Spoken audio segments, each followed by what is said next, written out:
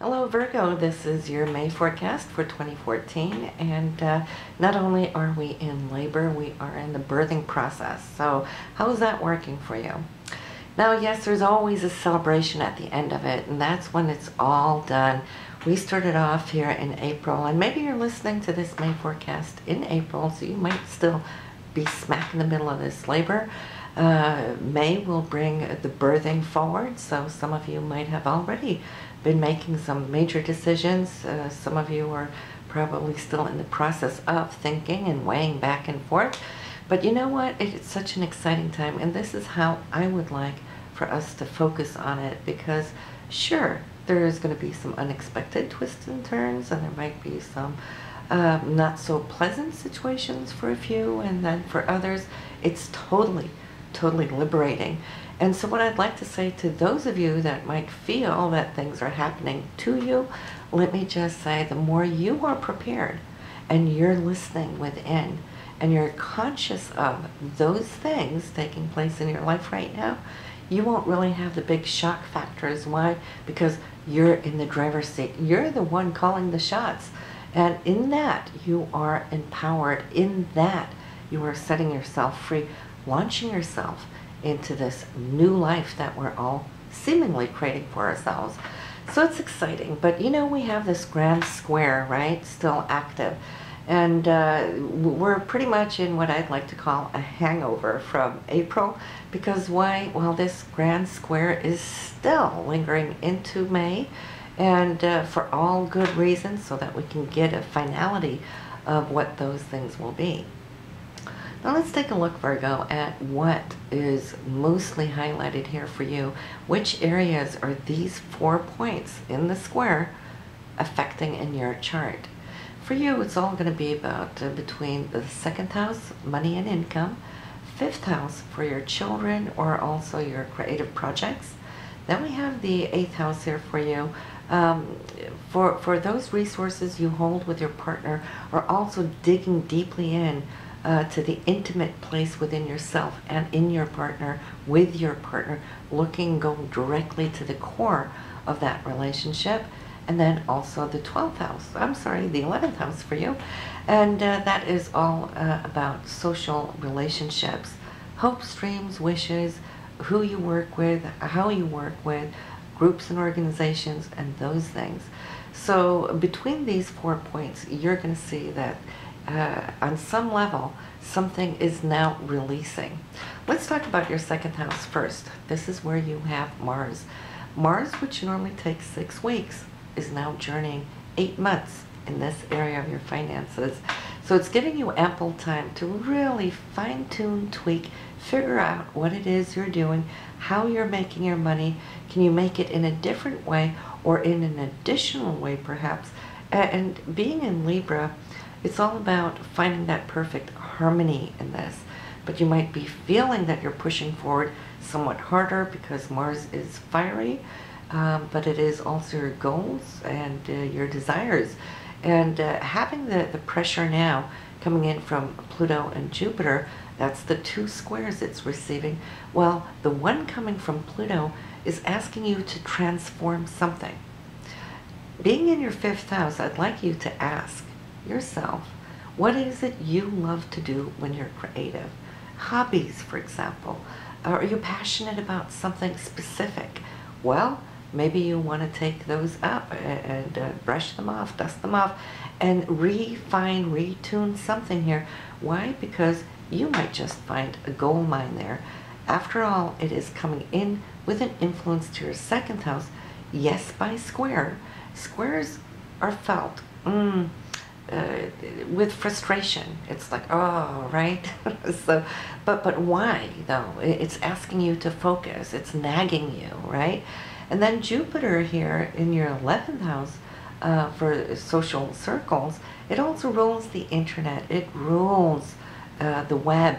And so maybe, just maybe, in balancing your work, your income, you might just find that some of your hobbies, your self-expression there in the 5th house, is helping you to transform, maybe to bring in a hobby that you could take out to that 11th house, out in the social networks, and perhaps make some extra income there. Now, the opposition that Mars is receiving is Uranus in the 8th house. The 8th house is royalties, commissions, and so forth, so maybe some of those hobbies of yours can be sold as royalties and commissions. Uranus here can bring surprising changes in your income stream, which will bring it to your 2nd house by coming from whatever it is you're doing through groups, organizations, self-expression, hobbies, and money. So now you could see that something is unfolding for you that can be fantastic if you choose to do so. When we're not aware, when we're not paying attention, we might just feel that this incredible, like I said, nagging energy that something is off and something is happening. And then Uranus can actually bring surprises to you. And we would like that to be happy surprises, but it could also bring unexpected negative surprises. And where would that show up? It would show up in your income house. Your 2nd house for income, 8th house, what you're expecting there from institutions, banks, finances, and then of course the pressure coming down to the 5th house, which not just rules self-expression and your creative projects, but also children. So there might be, you know, a push, shove, crash of unexpected expenses that need to go to them. Maybe they're needing something more or extra, or yanking your strings a little bit because they want to expand with that Jupiter, use more money out amongst their friends, or getting software for their computers, new iPhones and so forth. So you can see there might be a pressure too of expenses where that Mars money goes out, you know, between children and technical investments, so to speak. So, you know, we have a choice to see what we can do when we're here to improve ourselves. We're here to grow our skills, and your skills, talents are there in the 5th house. So look at it from that point. However, though, this hangover from April now coming into May is going to leave you feeling that you're going to make some important decisions. Make sure they're good ones. This whole month is a little exciting for you. The Sun and Mercury now here in your 9th house. So you might have a little bit of an itch perhaps, wanting to travel, at least armchair travel. It could also be you now just diving into doing some research, which may have something to do with faraway foreign places and people.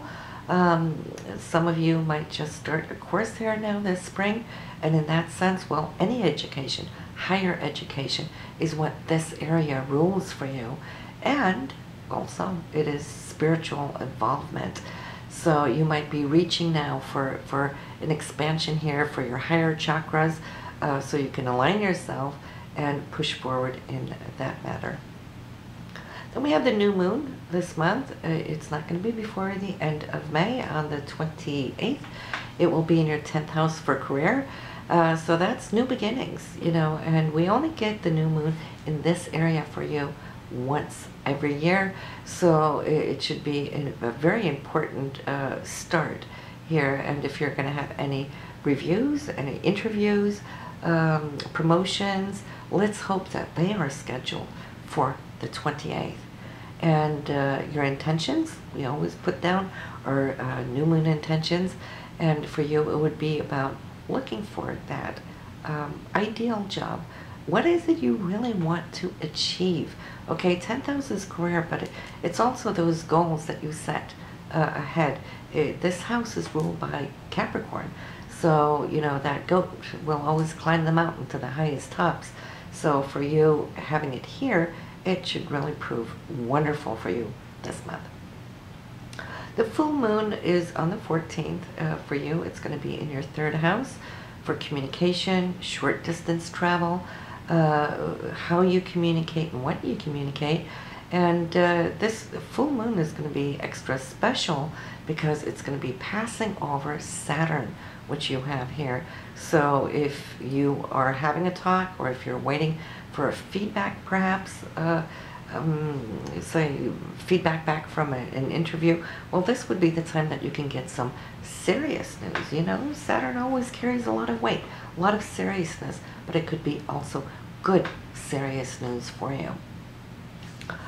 Then we have Venus. Venus has been cruising here in April in your 7th house for committed relationships. So it might have been a beautiful month here in spite of all the squares and oppositions that we're having. Venus in Pisces opens us to those deeper feelings, or also the higher feelings, the spiritual feelings, and very creative time shared with your partner. For those of you who are single, well, maybe this month of April was more you sending your signals out, telling the universe you're ready to receive, ready to meet that beautiful soulmate, okay? In Pisces, it's soulmates there. But here, Venus is going to change signs very early in the month. It is May 3rd. It will be moving in, so you will only have the first couple of days in May, but then it's moving into your 8th house, which is the house of intimacy, depth, really relating with your partner deeply within, all the way into the core. So you might just feel that the depth of this Venus here in Aries is going to be quite passionate. It's a fire sign, right? So you can look forward to that, and especially when Venus is going to meet up with Uranus, which it's going to do a little later in the month, which is the 15th. Okay, so expect the unexpected on the 15th. Now, for a few of you, this will be exciting, new, like opening up Pandora's box. For others, it might be a little unsettling or unexpected, and not just because Uranus brings that factor with it, but when Venus and Uranus is conjunct, it's also going to be having and holding in opposition there to Mars.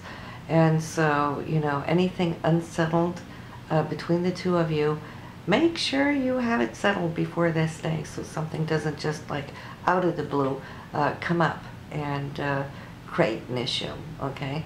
If you are in front of it, well, then you might just expect the good results of this day. Then we have Jupiter still in your 11th house, and Jupiter is expanding your circle of friends. You might have come to meet new people this whole year since July of last year, and to keep that going now. You have this with you another couple of months, and you want to make the most of it, especially because these people can turn out to become very valuable to you, supportive of what you do.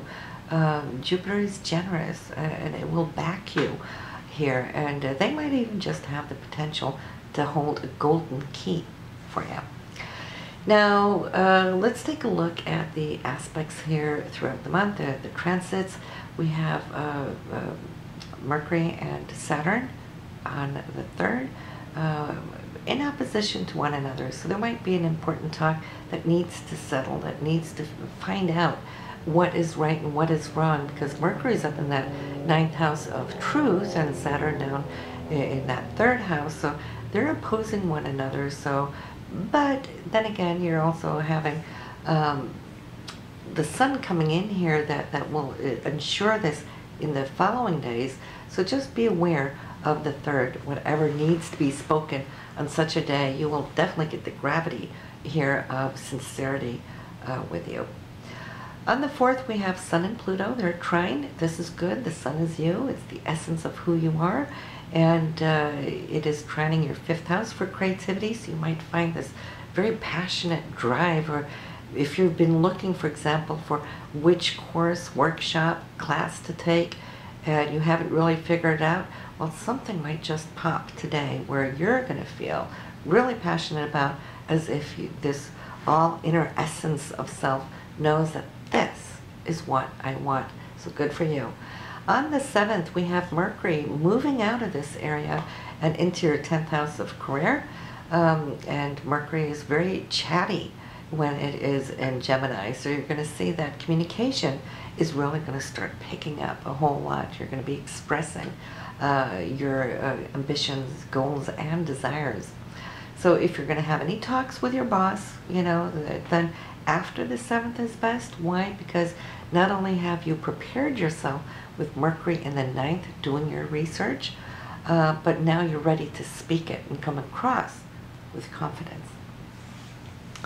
Then we have the 11th. This is Venus-Mars, the opposition that we spoke of, which is starting you off. It's kick-starting, actually, what's going to come over the next couple of weeks. It's also kick-starting that opposition, I said, will be with when Venus meets Uranus. Okay, so this is when you want to start having good, deep, honest, genuine talks with your partner. For those of you who are single, well, I get these questions. What about us that are single? And you speak of relationships. Always recall that the first and primary relationship anytime throughout life is the relationship you have with you. Because we all hold Venus and Mars on the inside. You know, how balanced is that? You know, are we doing good with ourselves, or are we imbalanced with ourselves? Are we chatting ourselves up, or are we chatting ourselves down? It's that inner talk, our conscience, or our higher self. You always want to make sure, though, that you always pat yourself on the back. When you do good, drive yourself forward. You know, build upon self-confidence, because when you have these negative thoughts chatting you down, you are actually putting yourself in a place of lower self-confidence. So that relationship you will always have, whether you have an external relationship or not. So when I speak of relationships and you're single, well, just think to apply it to self, all right? Then we have some miscommunication, misunderstanding, Neptune being a little foggy here with Mercury, and Mercury communicates, right? So maybe here on this same day with Venus-Mars, one of you in your relationship might have said something that might have been taken or perceived in a way that it wasn't meant, and that can just create this whole big thing that now is needing to be worked at throughout the following week, okay? So be aware of that on the 11th. And if you have something to communicate to your partner or to anybody, it doesn't have to be a partnership. It could be somebody you work with, it could be a friend, it could be a sibling, somebody in the family. If you're needing to bring up this division of Venus and Mars, make sure that you're clear at least, okay? So there's no loose ends in that Neptunian fog. Then I'm seeing here on the 11th, well, you might just address it, whatever was foggy here on the 11th. Make sure, if it's on your end, to make amends, okay? Kiss and make up here on the 12th, and you'll be so much better in the following week, and you'll hear why. On the 14th, we have Venus now being squared by Pluto, and so here we just went through one situation, but here now comes Venus, love, and you know, but it could also be money. It also rules, you know, our finances. It's going to come to a square, be challenged, and so we're going to have to look at it and figure something. And I'd say don't procrastinate, you know, because then it can create a pattern for you, which will take so much longer to settle. So you just want to dive in, and that you could do already on the 15th.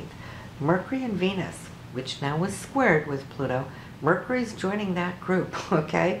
And so by communicating, clearing it up, you could do well, turn it around quickly, you know, and plus also Mercury is sextile Uranus, which also can come with a download of inspiration and clarity.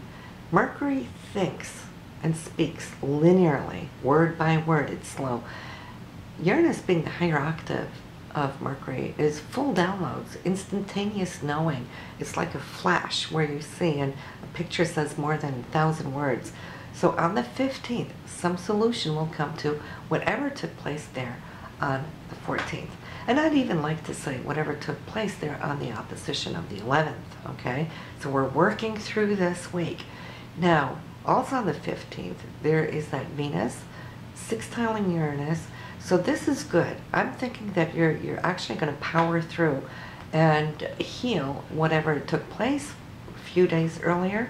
This might come as a surprise, and then on the 18th, this very Venus, just as it's feeling it's landing something, well, you're going to be tested on it. So don't be too, what should I say, self-assured too early, because the test is coming only 3 days later when Venus is now going to square Jupiter. What is it Jupiter wants? Jupiter is going to say, well, how real are you? You know, if you mean this, well, then prove it. You know, can you stand up to it? So if this is in a relationship situation, you might just hold your partner to the fact of what you spoke of, or maybe your partner is going to hold you to what you promised, okay? So that test is coming super quick. So very exciting week, 11th to the 18th. On the 20th, the sun is moving out of that higher knowledge, higher education, your spiritual seeking, and moving into your career house, joining Mercury, which now is already there. And so it's a great time for you to just see that your career can start moving forward. And the 24th, Jupiter and Saturn are trine.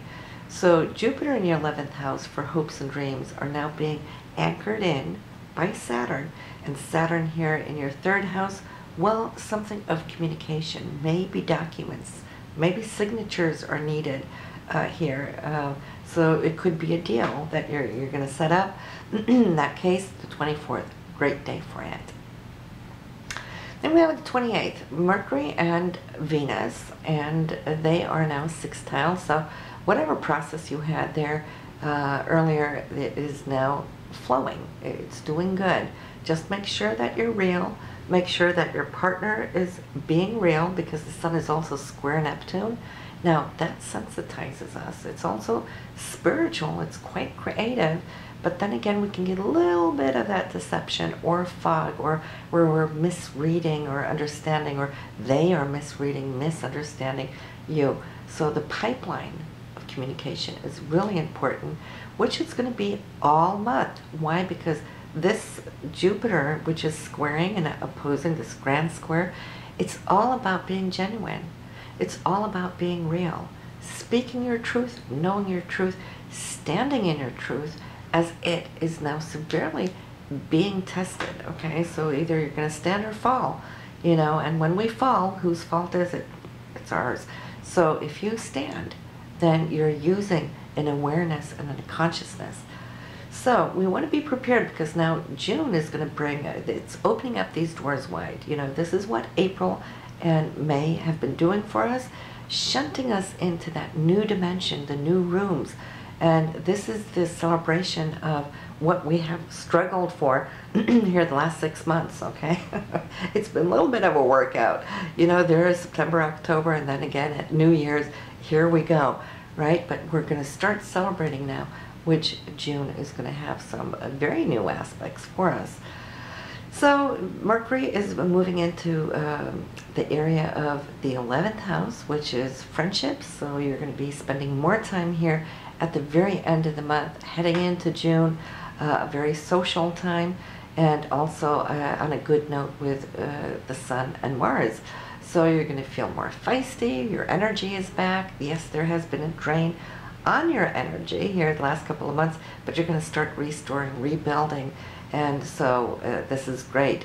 And then Mars is just to conclude in this area until July 25th, okay? So that concludes that 8-month journey for you in this area. But then it's going to start speeding up really quick, zooming through the other signs. So the universe, one way or another, is giving you lessons in the 2nd house. Mars in Libra for your money, your income, but it's also about your self-esteem. It's how you feel about you and what you're worth. You're struggling, you're fighting for having recognition for your worth. Those that see that in you, you will embrace them and carry them into your future. Those of those around you who are not really appreciating you, seeing your worth, taking you for granted, well, they might just fall along the roadside. That might be a part of the clearing, you know, all the ghosts out of your closet and doing spring cleaning there, because Mars wants to be in harmony at any cost right now. Throughout all of these here 8 months, you've been trying to work on the scales that only those now who achieve you for the inner sense of who you are, they will be blessed to be upon your path. So I don't see you feeling too guilty letting go of those that you need to let go of. They've certainly had their chance to prove themselves over this time. Okay, I think I got it here. This is the forecast for May, Virgo. So listen to your moon and your rising sign, and if you haven't subscribed, make sure you do it now so you can get next month's forecast early. Bye now.